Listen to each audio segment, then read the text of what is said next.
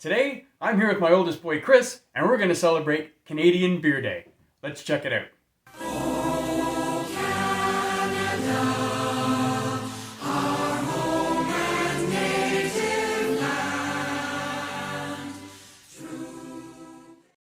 Hey everybody, welcome back to another episode of Shane's Craft Beer Review. Today is Canadian Beer Day. Fantastic. It's awesome. So I thought I'd get together with my oldest boy Chris. We're going to celebrate and have a Canadian beer. It is fall, so we're going to have this pumpkin beer. I've done a couple pumpkin beers. Chris has had a couple, I know, because I follow him on Untappd.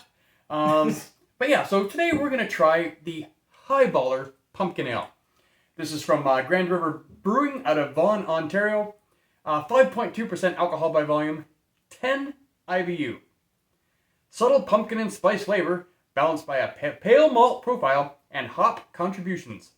This classic seasonal beer makes the perfect complement to any meal and adds a festive spice to fall occasions.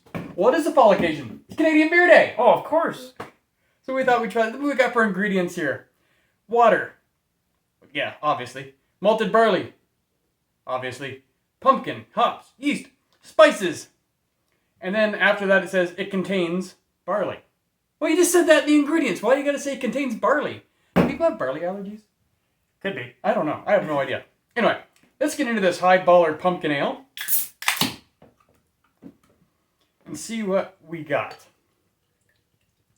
It's a good thing about this time of year. You get the pumpkin beers, the Oktoberfest beers, the Mars. Hey, TK, if you're watching, I do have a Marzen that my oldest boy Chris brought over. I will be doing that next episode, so... You're welcome. It was actually really hard to find. So you'll have to let me know if you had it when we do that on the next episode. Barely all fits in there. That is all right. I poured a little bit harder, so I got a little bit more head. That's okay. Yeah, nice caramelly color, as you would expect from a pumpkin ale. Of course. Let's give it a little smell there. Sure. Very subtle. You can Subtle. picking up sense of like nutmeg, cinnamon, allspice. Yep. Typical pumpkin spice, scents and spices, flavors and stuff. Yep, for sure. Definitely a little pumpkin smelling. Mm-hmm. And there's almost an off flavor in there. I'm not quite sure what it is. Maybe it's just me.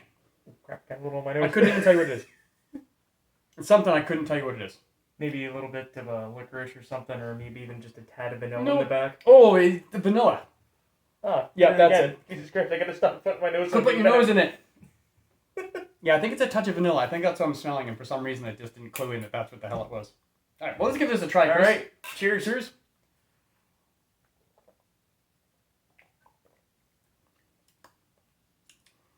That's pretty creamy. Yeah, surprisingly enough. It's nice. It's almost goes down smooth. Very smooth. Got a creaminess to it, which is actually pretty nice. I don't mind that. Nice little flavor profile to it. Yep. And again, much like I said with the spices we mentioned there, you can taste a little bit of all those in the back, especially with the vanilla if you really look for it. In the back, you can get that in there. And I think that vanilla flavor is actually helping out with the smoothness a little bit too. Yeah, it mellows it out really quite nicely. Yeah, it's pretty mellow but nice. It's got enough flavor to keep you interested, and not so much spice in it that it's punching you in the face, which is what I like in a pumpkin beer. Because I think we talked about this in one of my other episodes. Yeah. I did recently. Sometimes I said the pumpkin beers, they have too much of the nutmeg and cinnamon and all that stuff, and it overpowers. Yes, it becomes too bold. It's nice to have it when it's subtle like that, especially if you're a new drinker to pumpkin beers as well. For sure. This is actually pretty nice. Mm-hmm. Now, I did check this out on Untappd, and I had one of these about 2 years ago, and I didn't rate it very well. I don't know, maybe it's my palate has changed or the recipe's a little bit different this year. I do like this much better. I think, apparently Chris likes it. Holy Excuse me. Jesus Christ. Did a fucking mad Dan on that one. Oh, it's delicious. Wow. I think on a scale of 5, I'm going to give this a 3.5. It's pretty decent. I don't mind this at all. I'd probably pick up another one. It's decent enough. I probably won't pick up one this year, but next year I'll pick up another one just for shits and giggles, What do you think, Chris? I'd be around the same, but I think I'd leave it a little bit higher because I think when I first had this one, I was very new to pumpkin beers, and I thought, oh, you know what, this one was absolutely delicious. It's again, my palate has changed as well, so I'm gonna change this one up a little bit. Since I rated it so high, I'm gonna change it down a little bit. It's still pretty good. I'm gonna rate it at a 4. Okay. So we're averaging about 375. Yeah. Which is still a pretty decent beer. Yeah, if you guys get a chance, it's the Highballer Pumpkin Ale. Right down at the bottom, it even says, treat yourself. So treat yourself to a Highballer Pumpkin Ale. Be a baller, try a highballer. Yeah, there you go. That's right, there you go. Anyway, guys, thank you so much for watching. Happy Canadian Beer Day. We'll see you next time.